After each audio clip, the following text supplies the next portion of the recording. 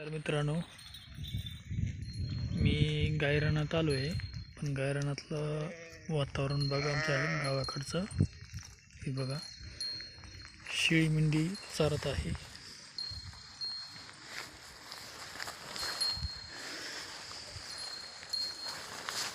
हे गायरानातलं प्रमुख गवत आहे.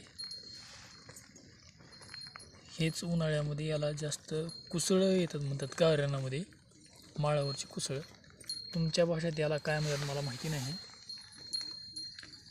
बघू शकता, गायरानामध्ये आपण शेळी मेंढी चारत आहे.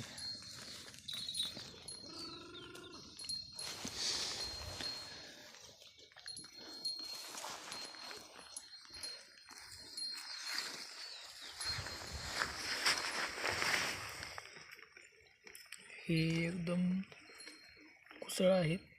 काही दिवसानं हे सगळं चावतं बघा.